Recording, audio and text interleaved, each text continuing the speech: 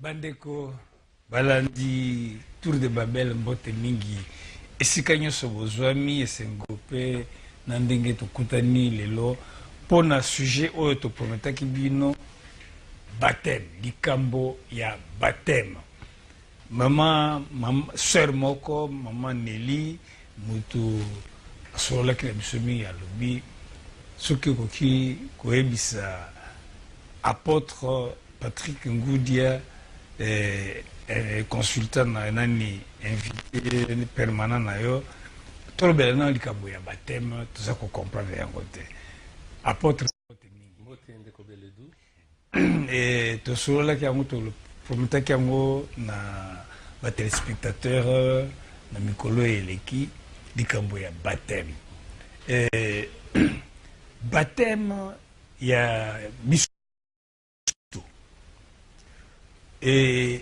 babatisaka wapi na mai oyo eza kochola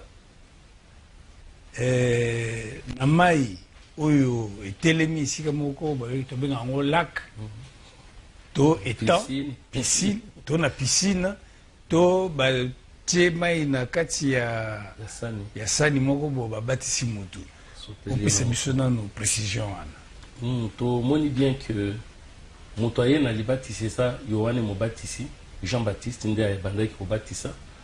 Alors ntango abandaki kobatisa nde Yesu aye kotuna bato mokolo moko alobi libatisi oyo ya Yohane eutaki epai ya Nzambe ya bato parce que ntango tozoloba kobatisa bato bamoni kozwa mai mais mai nini biso tokoutilize mpo tobatisa nango na kokende koloba ete Yesu atuni soki totangi na mokanda ya Matthieu 21, Tozana verset 23, Jésus s'est rendu dans le temple et pendant qu'il enseignait, les principaux sacrificateurs et les scribes et les anciens vinrent lui dire, par quelle autorité fais-tu ces choses? Qui t'a donné cette autorité? Jésus leur répondit, je vous adresserai aussi une question. Et si vous m'y répondez, je vous dirai par quelle autorité je fais ces choses. Le baptême de Jean, d'où venait-il? Du ciel ou des hommes. Ici, libatisi Yohane ndia bandi ko batisa. Yesu tango akendaki babatisa kiye. Mais biso siko lelo esengeli to comprendre.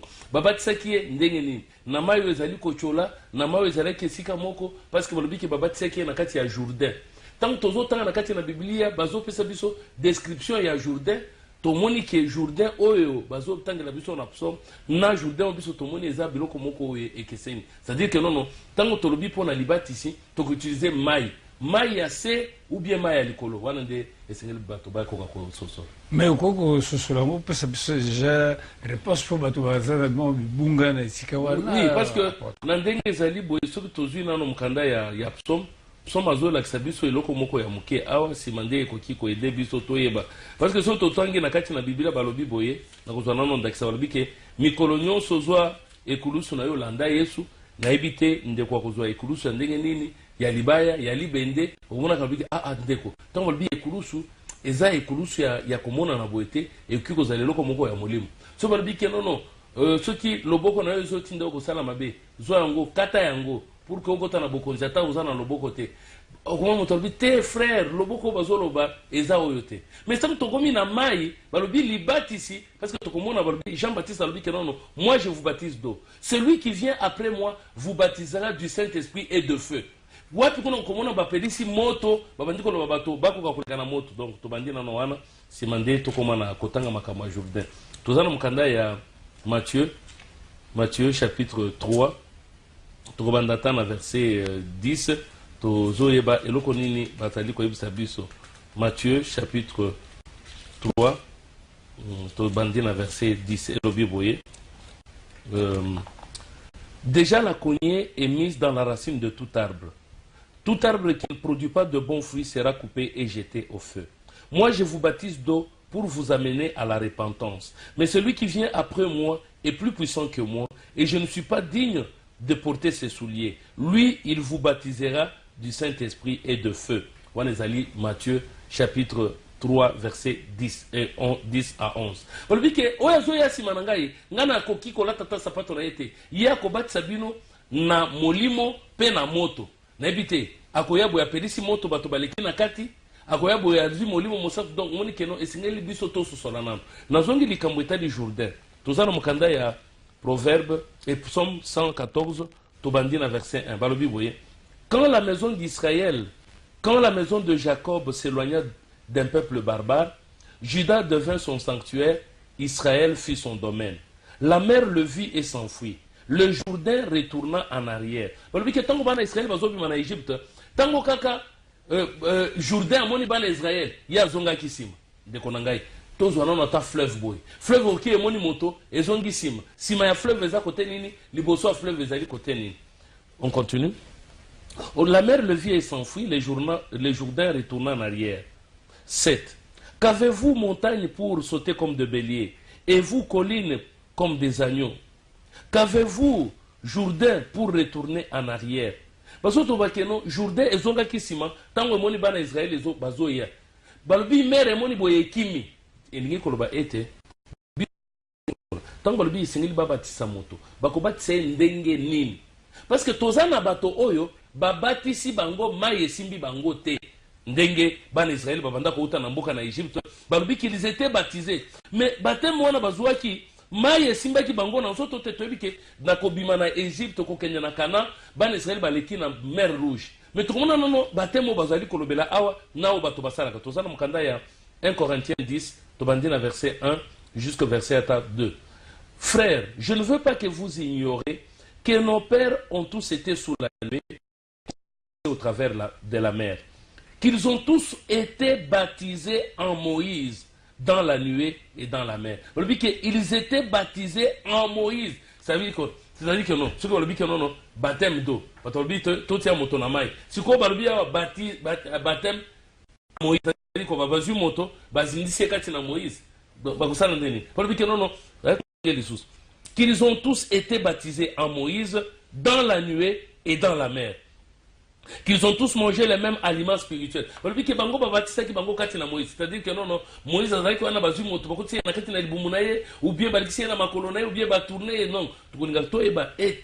Tango Biblia ezali koloba pona libatisi, libatisi na lolenge ya nzambe ezali ndenge nini. Mai obiso toko utiliser yango ndenge otuna ko bike nono, mai ya lak, mai ya nini. Mai wana komona ke nono, bambanganga kisi, bando kibanani, bakenda kusokola pe bato na bango na kaka na mai wana. Yo pe pasteur oyebo ozu moto zindisi ndeko. Esikeli boto ba comprendre ke nono. Biso tozana tango oyo ya ko sokola libanda te. Bible le bike nono ba pharisien bazo sala ndenge nini. Ce que moni moto ba baptiser ba tie na kati ya mai, comprend bien que non.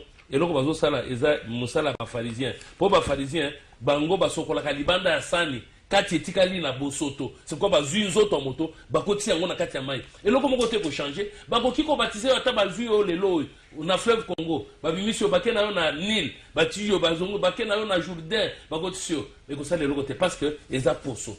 Tozolinga siko ke toluka mai oye kokota pe na kati ya motema parce que mabe utaka nde na posote, mabe utaka nde na makanisi, mabe utaka na kati ya motema. Toluka mai oyo ekokota na kati kuna. Mai wana nde tozana ngo bien. Tokotanga nano mukanda ya Matthieu chapitre 23.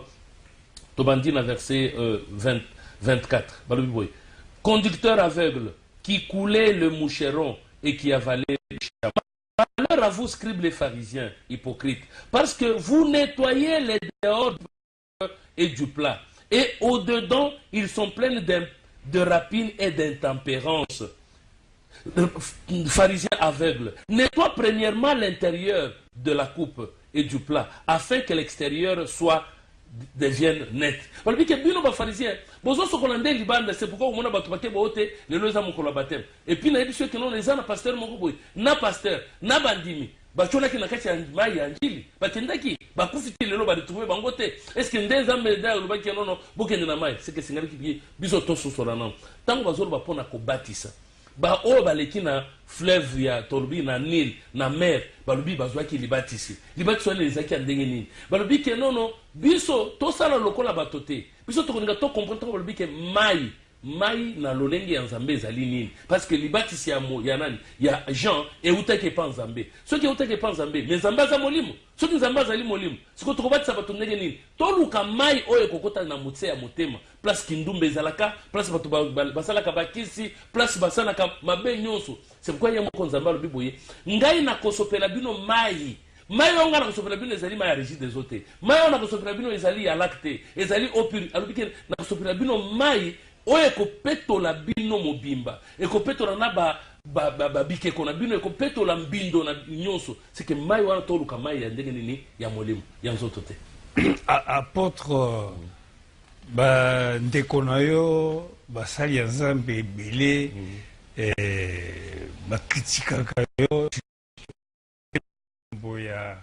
ya dîme ya baofrande baoyo olingi ya babiloko wana te batelemelaka yo sikoyo kolanda yo mpona problème ya libatisi ndenge ozwa tolandeli yo oza mpenza d'accord na principe oyo tomonaka yango te oyo ezosalama eza ya nzambe te sikoyo bakoyino lisusu kritike lisusu sikoyo epai na yo bateme oyo babengi libatisi bon tumoni awa ndenge toza na kati na biblia boye balobi ke no totanga na tomona nano bazobatisa bato ndenge nini soki totangi na mokanda ya galate tokomona ke libatisi ezosalema nini balobi boye Galates chapitre 3 verset 27 vous tous qui avez été en Christ vous avez revêtu Christ. On dit vous avez été baptisés en Christ. Bon, ce que tu as na ndenge bato balobaka, omoni komona motanzu Biblia abandi ko luka dictionnaire pour que esungaye à comprendre la Biblia. Ndenge mona bato balobi que non baptiser veut dire plonger dans. Bon, si on vous dit que non baptiser c'est plonger dans. Nous avons été baptisés en Christ. On n'a pas dit qu'on a été baptisés en Christ à travers l'eau. On dit nous avons été baptisés, c'est-à-dire que non, on doit plonger l'homme en Christ. Et c'est que mon toto baptisé na kati na Christ. C'est pourquoi tout le monde a yeso zolo babo que non. Azo fistiger bato bazo sala nini. Bazo sala makambo libanda parce que mayoyo ata lelo baso babonde pour nango. Et yeboy. Mais kosima nde mosuni. Et kosimba na katite. C'est pourquoi on dit que non, biso siko tozoni nga keno no moto aizala parce que tozana libati sur to bengi le baptême des morts. C'est-à-dire quoi? Bake babomio okufinano après ozongi. Omoni ke sengeli bato ba comprendre que non nzamba za na elobeli na ye, bato baza pe na elobeli o ya bango. Nzambe asala ki moto azali double. Nous avons le dehors, nous avons aussi le dedans. Mais bato balinga kande basandeni. Babo likamomoko salami. Tous en ont qui ça. Tous en ont kanda il y a Luc chapitre 11. Tokotanga na verset ata tobandina verset 39 balobibo. Tobadata 38 balobibo. Avec étonnement qu'il ne s'était pas lavé avant le repas.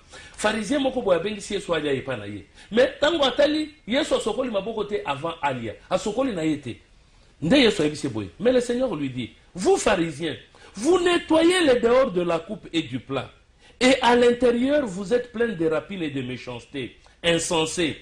Celui qui a fait les dehors, n'a-t-il pas fait aussi le dedans? C'est que en réalité, dans l'homme, on voit l'esprit. Ce que les autres ont dit, tout ça, la libate ici. Tokoluka libate ici, parce que tout le monde a dit non, naebi peut-être roé bagate. Yo ebi ke mbula oyo noka ki ya Noé, ezalaki libate ici. Bon, si koto kolomandeni, bao bazalaki baptisé, bao bazalaki na kati ya nani ya bateau, ya arche ou bien bao bazalaki libanda parce que mukanda zo bisabiso ke non likambo wana yo zo mona ya mbula Noé wana ezalaki libaptise. Si koto ko comprendre ngonde geni. Totanga na mukanda. Olbi tozana mukanda ya 1 Pierre chapitre 3, tokobanda na verset 20 balbi boy.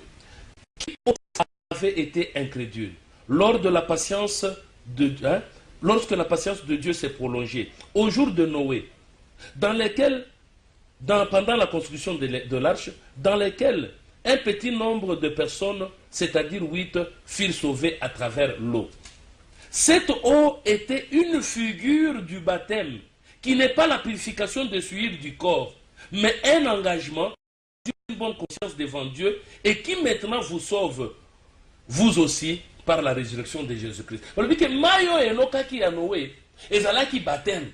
Siko esimba ki banani. Ba bazaki na kati arche. Mayo esimba ki bango siko to lobiki non baptisé eza eloko mususu. Parce que so to zwinda kisa. Yesu babatisi epa ya Jean-Baptiste.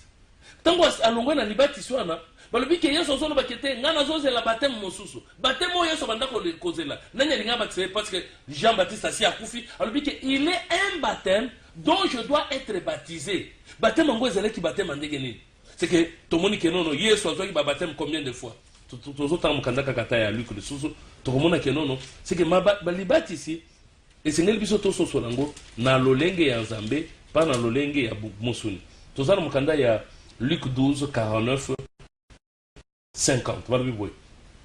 Je suis venu jeter un feu sur la terre.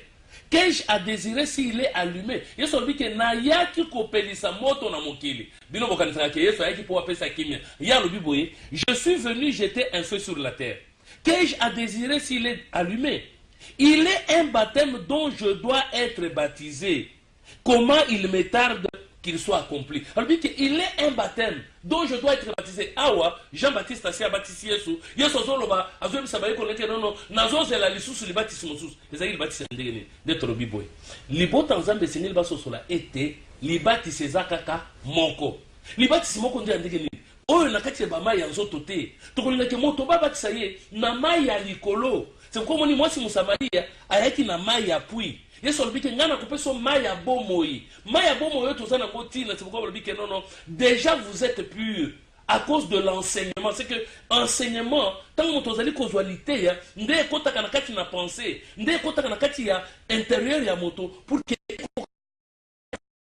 libanda soki moto alingi alula ebandaka nde na kati kolula eutaka nde na kati koswana eutaka nde na kati ndumba eutaka nde na kati koyiba eutaka nde na kati koboma eutaka nde na kati sikwa esengeli biso tokoka kolinga toluka mai oyo ekokota na kati pour que epurifie conscience ya moto.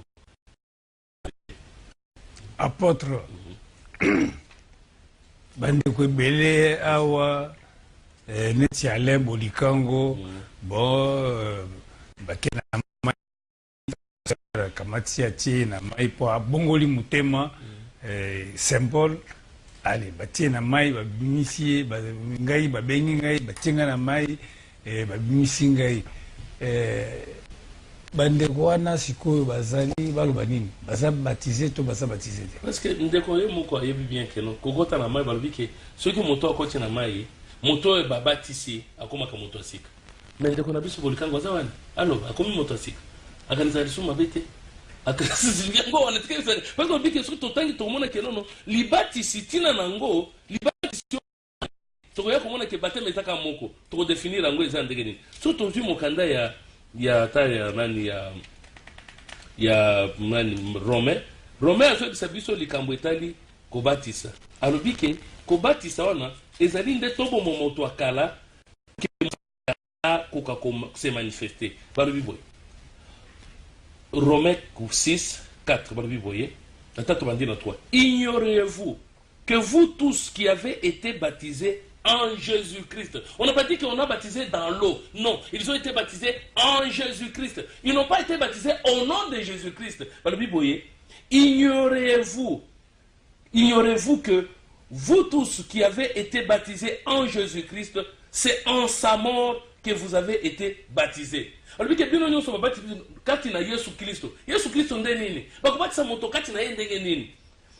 nous avons été ensevelis avec lui par le baptême en sa mort, afin que, comme Christ est ressuscité du Père, nous aussi nous marchions en nouveauté de vie. Ceux qui ont été baptisés, c'est tout le monde a Yesu Christ, Tozui papa donatien. Tozu Bolikango, tokoti sie kati na Yesu Kristo. C'est comme Yesu albi que non, si vous demeurez dans ma parole, vous connaîtrez la vérité va vous affranchir. C'est que Yesu azali liloba, oeza na nguya ya Nzambe, oeza na bokasi na Nzambe, oeza na bonya Nzambe. C'est que tozo wa moto, tozi ndisa kati na Yesu. C'est quoi Yesu albi que non, ngana za kati na tata na ngai za kati na ngai. C'est que tant tozo ba tsa moto. Azali neke tuko monika moto memi yo na kati ya mai, comprendre bien que non moto ngo azo soso la Nzambe te. Parce que moto ozo soso na Nzambe kolkanano mai ezali nini? Soki yo ningi babatisa yo papa na ngai donatien na conseil na zo pesa yo soki olingi yo babatisa yo yebisaka pasteur abimisa mai fleuve eza na libomo na ye abatisa yo kuna po balobi boye tozana mokanda ya Jean chapitre 17 chapitre 7 plutôt totanga verset 30 38. Celui qui croit en moi, de fleuves d'eau de son sein, comme dit l'écriture. Moto ya ndimeli ngai, bibale ya maya bomoi, ekobimana libumu na ye. C'est que celui tolingi to batisa moto, toluka bibale ya mai, oye utaka na kati na libumu ya moto. Nde to batisa Kongo. Si on moni pasteur boye boye, mai zo bima rezo tanga tanga te. Tango to zolo ba pona mai wana, ezali nde lite ya molimo. Ezali nde enseignement spirituel. Oyo, esenge tozo moto, tozi ndisa na kati na enseignement. Et ça c'est que ça que tu as vu au token on a mal tata token on a pas mal de gagner monter ba no ko se na mai mais ce que bako tu na mai ya molimo ce que baba tu kati na Yesu Masia bo moto na wana singele longwa bo moto akale longwe moto asika monani c'est quoi toujours linga kenono to toucher esprit ya moto enseignement na ekota et purifier moto na rolenga kati mais apôtre bandeko lelo basali ya nzambe soki bazali kobatisa bato kotia kobwaka bango na mai baza kolanda Jean-Baptiste ndenge abatisaki basinde buzoba wana ezali abiki bazolanda Jean-Baptiste biso lelo tozolanda Jean-Baptiste obe tozolanda Yesu parce que soki totangi lisolo ya Yesu abatisi nani parce que Jean-Baptiste est moko nani abatisaki ye parce que Jean-Baptiste ezali na totanga na mukanda okomona likambo Jean-Baptiste amoni Yesu aye pona libatisi abandi ko s'opposer abite ngana ko baptiser yote parce que naza dignité yonde singelo baptiser ngai basali mo discussion bi que to accomplir les agistes mais que to so ngana no lisolo ya Yesu a soki lelo to yebita tota non Yesu abanda ko batisa bato abanda ko batisa bango te wana za question oyo bato nyonso ya Nzambe esengela ki bakoka komituna parce que babisi biso ke non Yesu bayekoli ya Jean-Baptiste bake kotuna balobi moto yo batisi ye pe azo batisa bato kuna ye alobi ndenge rabi te moto akoki ko recevoir kaka eloko bapesi ye epai na likolo tokotanga na mukanda tozana mukanda ya Jean tozotanga mukanda ya Jean verset 3 chapitre 3 tozobanda na verset 15 balobi qui afin que quiconque croit en moi, mais il y eut un homme d'entre les pharisiens nommé Nicodème, un chef de juifs, qui vint auprès de Jésus de nuit et lui dit, Rabbi, nous savons que tu es un docteur de Dieu, que personne ne peut faire de miracles que tu fais si Dieu n'est avec lui. Rabbi que Yesu, Nicodème a dit que Yesu a docteur mais a outi pas Nzambe. Docteur a outi pas Nzambe. Azana makambo ya kosala et outi pas Nzambe et pas ya batoté. C'est pourquoi tout le monde bateau. Les baptêmes de Jean, ils venaient de Dieu ou du ciel. Bateau baboy kopé c'est répondre bi. Surtout le bi que Eza est pas Nzambe et outé que pas Nzambe baboy ba pour les gondimela quitter. Surtout le bi est pas bateau baboy pas que la Jésus lui répondit, en vérité, je te le dis, né de nouveau, il ne peut voir le royaume de Dieu. Alors ceux qui m'ont botani sikate a koloté. Alors comment on a bokonza likolo. Nicodème lui dit, comment un homme peut-il naître quand il est déjà vieux? Peut-il rentrer dans le sein de sa mère?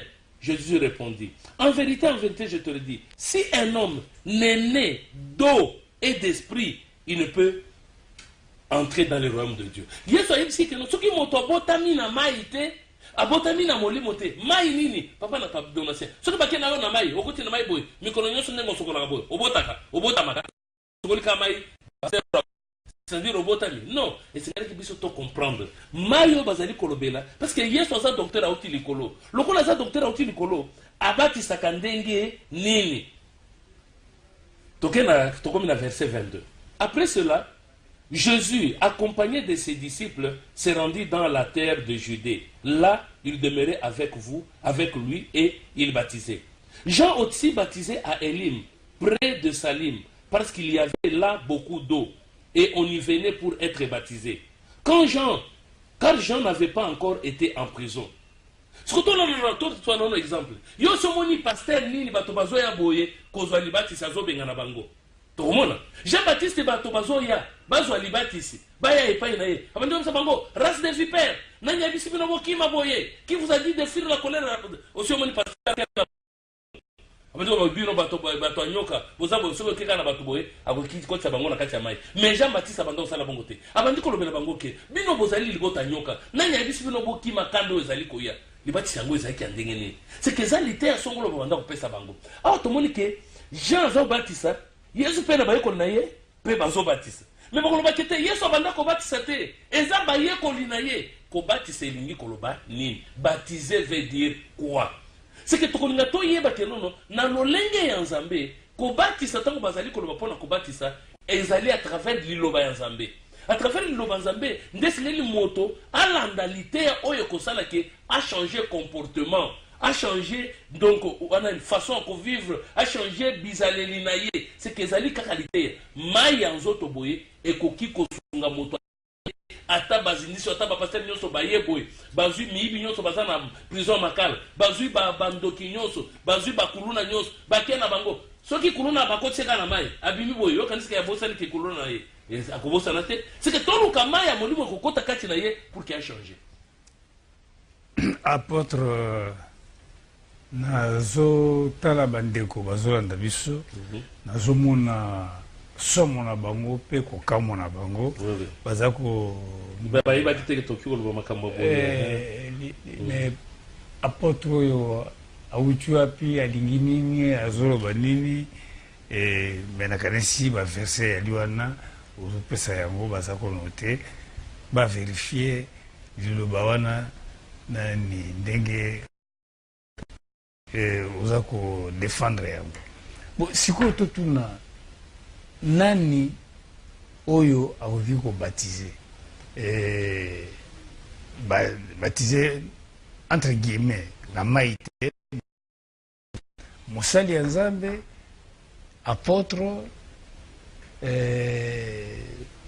nani bien atangai nakoki kobaptize.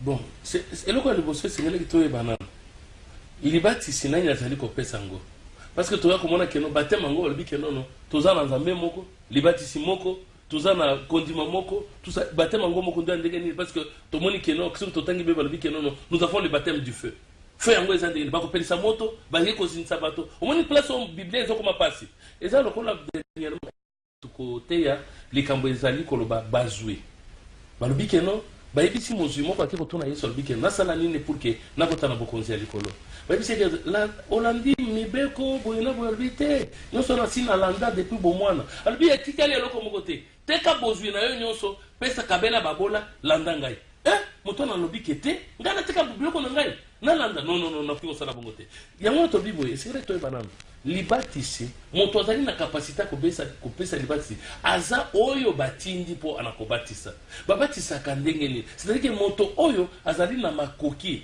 ya kobatisa eza te ngete nano moto yango azala na mai est-ce que ye moko aza na mai parce que soki yo oza na mai te okobatisa ndenge nini omoni yesu akutani na mwasi mosamaria abike nono soki yo ozayebaki makambo ya likolo yo nde elinga kosenga ngai mai na linga napesa mai ya bomoi c'est que moto aza na bibale ya mai kati na ye nde oyo esengeli abatisa soki oza na mai ya likolo te okobatisa ndenge nini soki esengeli moto luka nano mai soki oza na mai kende obatisa. Apôtre biso awa na Kinshasa toyebi mingi mai ya njili ekoma mai ya référence même Jourdain na biso kobatisa bandimi esalamaka presque tous les week-ends balue babus balambi babiloko bakosala fete bakolia bakomela esalamaka awa mosika te na njili sikoyo pasteur bato ebele oyo baza kolanda biso basi baleka na bateme wana nini oyo okoki koloba na bango liloba na biso mpe ya suka tosilisa émission nakoyebisa bango ke bango baza baaveugle soki aveugle bazokamba ye epa aveugle suka na bango bakokoya kaka na kati na libulu moto wana esengeli ayeba nano ntango nzambe azobenga mai parce que na kati ya genèse bakabolaki mai ya likolo na mai ya se yo sikoyo soki olingi baluka nano mai ya likolo ezali wapi parce que soki yesu azalaki na mai ya likolo kati na ye bango bazali kondimela nzambe na bosolo mai ebimaka kati na libumu na ye ndenge totangaki mokanda ya Jean 7 verset 38 alobi ke celui qui croit en moi mai ekobima kati na ye c'est pourquoi balobi ke toza na bato mosusu oyo ndeko Beledu nalingaki na swa wana toza na bato mosusu oyo babengi bango bafontaine oyo bazali fontaine oyo ezangi mai akobatize moto ndenge nini ifelingelaki ye aluka nano ke azala fontaine oyo ebatelaka mai parce que balobi boye tokotanga nano mokanda moko na mokanda ya Jérémie tomona nano lisumu bato basali ezalaki lisumu nini lisumu ya bato ezali ke bazokende koluka mai mosusu olie baluka mai oyo ya bomoi nde nzambe soki nzambe aza mai ya bomoi seke tokolinga keno na kobatisa biso baluka mai oyo ezali kouta likolo tozotanga mokanda ya Jérémie chapitre 2 tokotanga verset 13 biboye car mon peuple a commis un double péché, ils m'ont abandonné, moi qui suis une source d'eau vive, pour se creuser des citernes crévassées qui ne retiennent pas d'eau. C'est que tout le monde non moto et c'est que l'on kan nzambende maya bomoi nzambende mayo et sengeli babatisa nango. C'est pourquoi Yesu dit que déjà vous êtes purs à travers la parole que je vous ai annoncée. C'est que liloba ya solo ezali oyo et kotakana ezo pénétrer bisika mabe ezali. Balobi que oye kotaka na kati ya moto ebebisaka moto te oye ebimaka parce que c'est du cœur des hommes que viennent les mauvaises pensées adultère, le meurtre, les rapines, les jalousies makambo nyonso mabe otaka nde na kati ya motema mais soki sikoyo lingi esengeli ba purifier nano motema on doit laver la pensée on doit laver la conscience mais on ne va pas laver la conscience avec l'eau H2O donc hydrogène mibale na oxygène non tokoluka mateya oyo ezali koya toucher moto pour que l'homme se repente de ses péchés que l'homme se convertisse c'est que soki yo lelo oyo bakendaki na mai ya njili yeba bien que mokanda lobi ke nono wana basalaki ndeni ba pharisien nde babatisaki yo baza ba aveugle ba nettoyer libanda ya sani ba nettoyer libanda ya kopo sikoyo luka sikoyo mai oyo koya sikoyo ekota na kati parce que l'homme celui qui a fait les dedans il a fait aussi les dehors. Mais il ne regarde qu'au dehors, au lieu de voir l'intérieur, au lieu de voir le dedans. C'est quoi nous avons le Bible? L'Éternel ne considère pas ce que l'homme considère. Quand Dieu parle de l'eau, baptême, l'homme regarde à ce qui frappe les regards. Mais l'Éternel regarde au cœur. Il y a 1 Samuel 16, 7 et le bique non. Nous avons nakati. Nakati c'est quoi enseignement oyekoya pour que moto alizoalibati yakati ya libandate. Bandeko et Zalaki Bongo, apôtre Patrick Ngoudia, il y a Église universelle de Jésus-Christ, et Swami, l'avenue de la presse numéro 10, croisement Bokassa Funa. Ce qui, Lingibo, Zoyena, Nzela, ya Singa, n'a pas papier, n'a pas se retrouver. Au Kogi pour rappeler rapidement 09 98 32 34 68 wana numéro ya apôtre ko bengaye bo discuter bo s'échanger et tozali pe na YouTube nazali pe na repère na ezali YouTube au cliquer émission 2 Timothée 3.16. Voilà. Émission 2 Timothée 3.16. Au côté la paix, nous sommes au Tobengi à Tour de Babel. Vous allez quand on émission. Voilà. Au côté de YouTube, au programme Oyo, ce qui vous l'inga qui vous tala calmement, vous vérifiez calmement Oyo so apôtre à l'obi. Apôtre merci mingi. Le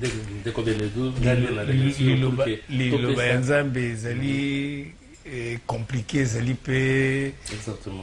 Mais simple, ce que nous comprenons. Prochainement, nous tout nos problèmes, il y a sacerdoce, sacerdoce, c'est le ministère, sacerdoce, c'est le nini, tout le monde comprend. Exactement. Merci, apôtre. Que Dieu bénisse. Merci. Bye bye. Bye.